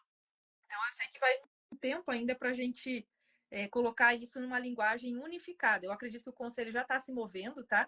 Eu conversei com alguns conselheiros federais, inclusive do Paraná, o doutor Gustavo, a Saraí, que é de Santa Catarina. Então eu tenho alguns contatos e eu sei que a gente vai se mobilizar para unificar a informação, né? A maneira de interpretar aí a resolução, porque tem muito erro. Eu sei porque, ó, amiga, eu tenho alunos no Brasil inteiro. Esses alunos, eles pedem informações nos seus respectivos conselhos e vem desinformação em relação à resolução. Por isso que eu fiz a interpretação e deixei no público uma coisa que era só do curso, que estava dentro do meu curso de injetáveis. Eu falei, eu vou pôr no YouTube esse negócio, porque o pessoal está precisando. Eu vou fazer a mesma coisa com a 661, que é a prescrição de suplementos. Porque a gente, o óbvio está precisando ser dito, né? Tá. Por isso que eu te agradeço muito de você ter aceitado vir falar sobre a área clínica, porque você é uma referência. Para mim, foi e é uma referência, né? Lá quando eu te conheci, eu fiquei encantada, né, com o teu conhecimento e a tua história na clínica. E muito feliz de poder, né, ter a tua amizade, ter se aproximado, ter estudado com você lá no conselho, aprendido muita coisa, né? Porque a gente vai aprendendo, a gente vai pegando, né? Quem não é bobo... Eu aprendi com você muito também. Se você não vai para lá, eu não tinha aprendido muita coisa. Não estaria aqui na praia, estaria dando aula CLT. Então, né, amiga? E uma pessoa vai mudando a vida da outra, né? E você contribuiu muito também para o meu crescimento clínico e a minha visão. As coisas que você falou naquele curso fizeram muito sentido. E eu falei, gente, tem que ir por aqui para o farmacêutico ser reconhecido. E aí, ao mesmo tempo, veio a horta, porque eu digo, quando o nosso cérebro busca, quando nosso pensamento, a nossa mentalidade, nossos anseios estão voltados para algo, cedo ou tarde as pessoas certas se aproximam, a gente encontra as coisas. Né? Eu acredito muito nisso, porque eu também estudo tecnologias biofísicas, questão de frequenciais, estudo tecnologias para a saúde, né? Mais uma ferramenta que a gente pode usar. E aqui a Renata fala assim, seria ótimo se o nutricionista pudesse prescrever injetáveis. Eu também acho que poderia sim, tá, Renata? Tanta gente prescrevendo nas suas atribuições, por que não um nutricionista? Entende? Que é o que estuda nutrientes. Então, por que não prescrever nutrientes? Né? Ter uma resolução específica falando prescrição de nutrientes pela via injetável, que aí tem a ver com as atribuições, né? Por que não? Tá? Eu acredito que vai acontecer, espero que aconteça, que tenham nutricionistas aí de ponta também para puxar, que tem que ter alguém que vai estar com as costas, olha, as costas cozidas de tomar pancada, para fazer a coisa andar, tá? Mas eu torço por vocês. E cuidar, assim, por exemplo, o pessoal que vai escutar essa live depois, o pessoal que está aqui agora, cuidar com os conceitos, sabe? Isso não é um preciosismo, sabe, Vanessa? Eu acho que a gente precisa entender o conceito das coisas. Quando você fala ortomolecular, qual é o conceito? Quando eu falo em cuidado farmacêutico, qual é o conceito? Porque, assim, as pessoas misturam as coisas e você vê muitas pessoas que não sabem a diferença entre... Você vai rir, mas vamos lá. Cuidado farmacêutico e serviço farmacêutico. Tem pessoas de alto escalão aí que não sabem a diferença, porque não vão olhar conceito. Tem pessoas que... eu já vi falar assim, ó, amiga. A ortomolecular não é científica. Oi? Então, eu vou pegar a bioquímica, que é a base da ortomolecular, diz o seguinte, o conceito, né? Que toda doença ela é causada por um desequilíbrio bioquímico, que começa lá no pequeno, na célula, na matriz celular, e vai alterar a função e alterar os sistemas. Eu entendi que era assim lá na faculdade também, né? Que a nossa bioquímica faz parte do funcionamento do corpo. Então, se não é científico, aí eu tô com medo agora. Vamos ter que rasgar todos os diplomas, rasgar todos os livros de bioquímica e voltar do zero. Que bioquímica não é científica, hein? Entendeu? Pessoas que confundem saúde pública com saúde coletiva. Não, é conceito, gente, é conceitual, as coisas são conceituais. Confundem eficácia do medicamento com efetividade do medicamento no paciente, sabe? Então, a gente precisa tomar muito cuidado, porque isso pode frear uma profissão, fazer uma profissão ir mais longe, sabe? Sim. Então, pela ignorância de alguns, a profissão vai capengando. E as pessoas não têm a humildade para dizer assim, olha, o que você tem para me dizer sobre isso? Você que estudou 20 anos sobre isso, você que fez um doutorado. O que você tem? Dá uma ideia, pelo menos, né? Não. As pessoas falam e aí você fica olhando aquilo e você diz assim, nossa, meu Deus, né? Aprendi muito sobre cuidado farmacêutico contigo, né, amiga? Deus, tenha misericórdia. Mas eu vejo as coisas assim, capengando, e foi o que o Café falou aqui, né? Enquanto essas duas estiverem indignadas, né? Deixa eu ver o que ele escreveu aqui. Enquanto essas duas profissionais farmacêuticas continuarem indignadas, a profissão tem esperança. Enquanto eu falo para você, amiga, enquanto eu respirar, tem que me matar. Senão eu continuo, né, assim, e sem, a gente não tá vinculado, né? Eu tenho grandes pessoas que estão, você tá vinculada, mas eu não tenho vínculo com o conselho, nem com o federal, nem com. Assim, a gente precisa ter as pessoas que se vinculem e que tenham, né, conhecimento para poder também ser uma voz lá. Graças a Deus tem você, né? Conhecimento e paciência. Conheci a Saraí, sabe? Fiquei feliz, já conversei com o Dr. Gustavo, gostei das conversas, assim, são pessoas que têm um entendimento. Tenho certeza que se eu conversasse com outros conselheiros, é que a gente não tem oportunidade, a gente vai vivendo a nossa vida, vai trabalhando, cada um cuidando da sua vida, né? Mas aí, esse ano que eu precisei, assim, falar, eu preciso falar com alguém, gente, eu tô entrando em surto. Aí eu fui, sabe, tive o prazer de conhecer essas pessoas e vi que querem que a profissão evolua, que tenham o mesmo entendimento, né, que eu tenho sobre crescimento da gente nessa área. E fico feliz porque tem as pessoas que têm a visão, tem as que não têm, mas não vamos comemorar as que têm, né, amiga? E torcer para que mais e mais pessoas capacitadas vão chegando lá para fazer a coisa crescer, né? E a gente evoluir. Uma coisa que me marcou muito, assim, eu e o Dr. Gustavo, a gente, né, algumas coisas a gente não concorda e tá tudo bem, não tem problema nenhum. Mas uma coisa que ele me falou, assim, e me marcou, quando foi publicada a resolução de injetáveis, ele chegou lá no conselho e falou para mim assim, olha, você já leu a resolução de injetáveis? O pessoal foi muito corajoso. Muito bom. Tomara que dê certo. Né? Sim. Então, assim, precisa dar certo, as pessoas precisam acreditar, só que assim, precisa estudar, precisa de formação, precisa de responsabilidade social, precisa saber que tem que atender a necessidade do paciente. São várias coisas. Que não a gente não foi acostumada a vender o nosso conhecimento, né, amiga? A gente foi treinada para vender produto. Então a gente precisa nos valorizar. Sabe que eu acho que alguns farmacêuticos têm síndrome do vira-lata, você já ouviu falar?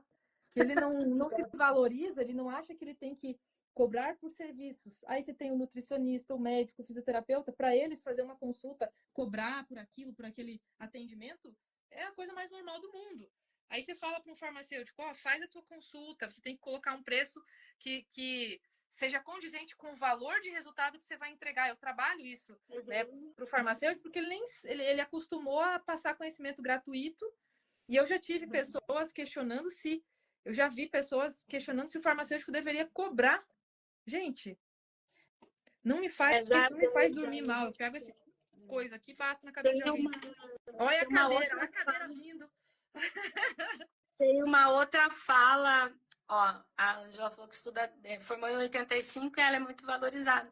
E o que valoriza, e eu sempre falo, digo, gente, propaganda não valoriza profissional. O que valoriza profissional é o resultado que ele traz para o paciente, em cima dessa tua fala. É o paciente que vai valorizar o profissional pelo resultado que ele traz. Eu sempre falo isso. Eu uso, uma das coisas que eu escuto muito também na área de estética, né? Porque a estética também é clínica. Sim, eu ia te perguntar isso, mas a gente falou tanto. Você não acha que a estética é clínica? Com certeza, a estética é clínica, porque o paciente muitas vezes é diabético, ele tá todo com o metabolismo dele todo. Não adianta você ter um protocolo lindo, maravilhoso para a pele do rosto, se por dentro tá tudo. Por que dos endovenosos, né, amiga? Por quê? Então, mas o que eu ia falar para você é assim, a pessoa diz assim da estética, eu ouço muito isso na estética. Eu vou cobrar mais barato porque eu tô começando. E eu digo, oi? O que tem a ver você estar começando com o valor que você vai cobrar do seu conhecimento que você já tem? Porque você não está saindo do zero. Você é um farmacêutico, você é um profissional de saúde, você não está saindo do zero. Uhum. Você aprendeu a pensar, você aprendeu a estudar, você tem conhecimento que às vezes você nem lembra que tem. Você sabe onde buscar conhecimento.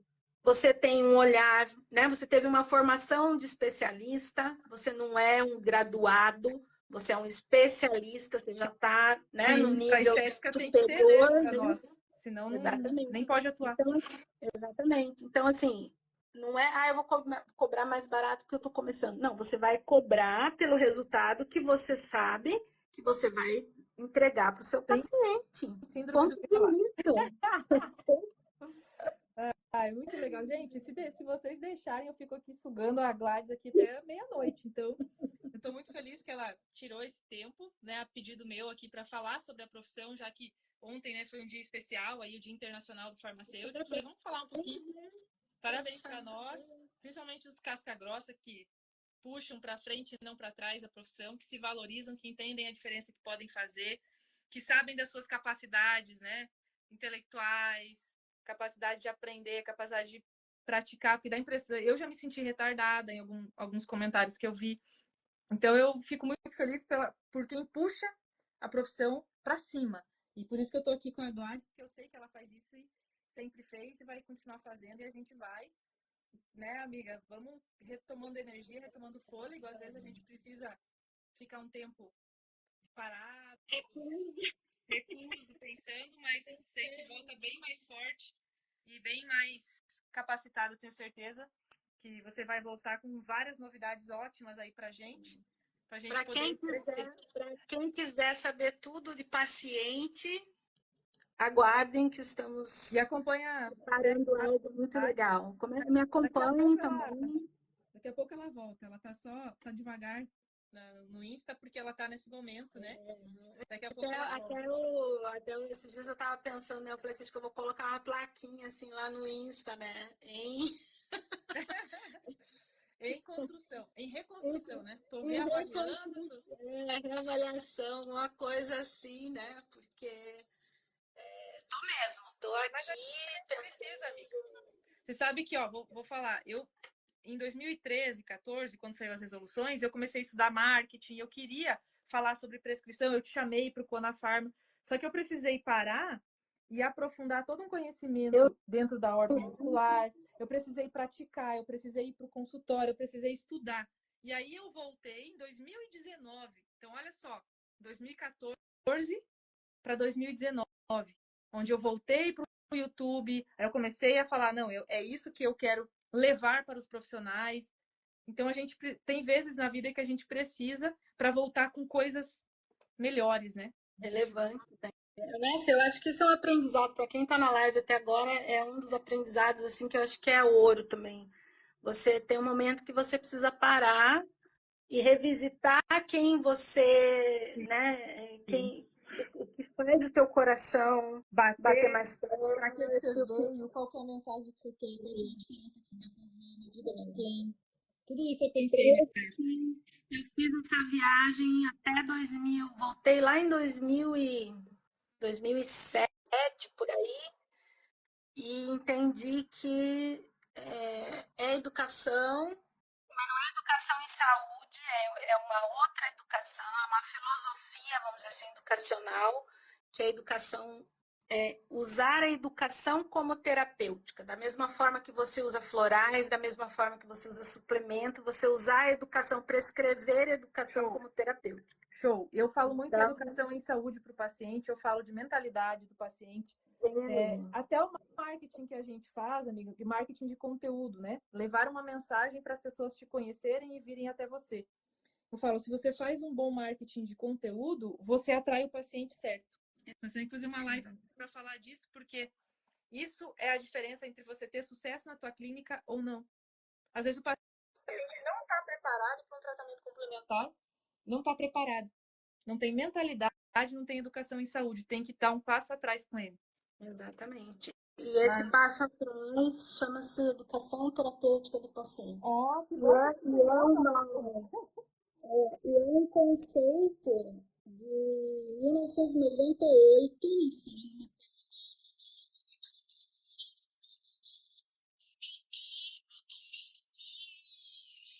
estruturar isso para os profissionais de saúde, né? Porque eu acho que o maior desafio é você transformar conhecimento acadêmico, conhecimento científico numa linguagem que os profissionais em passo a passo entendam isso, aplicar. exatamente.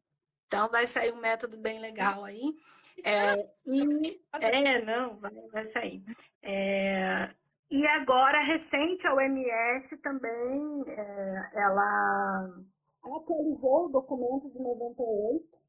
Legal. Então, a OMS também está olhando para a educação como terapêutica, a psicologia social, o profissional de saúde como um apoio psicossocial ao paciente, né? Dar esse apoio Sim. psicossocial que não tem nada a ver com psicologia e nem com ser padre, porque às vezes eu ouço as pessoas, o paciente quer falar, mas a gente não é psicólogo, não é padre. Não, mas você tem a obrigação de dar apoio psicossocial. Sim. Então, a gente vai explicando sobre isso. Um dia você me convida, na hora que eu voltar, como estou Você pronta, que manda. Você que você já organizada, tenho aqui coisas boas pra aí gente eu falar daquele falo para os assunto. seus alunos. Falo Isso com aí. muito amor e carinho para os seus alunos sobre isso. Vai ser show, gente. Ó, vamos esperar o momento certo e você me avisa e vamos nós. Você viu que se deixar, nós estamos há 2 horas aqui Ah, falando, hein? é? Há 2 horas. Nossa, depois vai ter que cortar. A Não, a gente Diana vai vai ter, a Diana vai cortar. ter que fatiar isso Ah, aí ela em vai assunto. fazer recortes por temas, né? Então, Ai, gente, como eu queria ter uma Diana. Oh, meu viu? Deus. Eu Mas tô eu tenho, privilegiada. eu queria ter uma Diana, mas aí eu tenho o café que vende, também tá bom. Claro, o café faz as coisas. E a Diana também tem ali equipe, coisa assim que ela terceiriza, porque senão ela vai morrer, né, amiga? Ah, sim, Ela não tem pode que morrer, ela tem que viver. Aí ela faz as coisinhas ali, o pessoal ajuda. E vamos que vamos. Um beijo. Muito obrigada. Ó, valeu demais. Quem assistiu do começo ao fim aprendeu muito aqui hoje.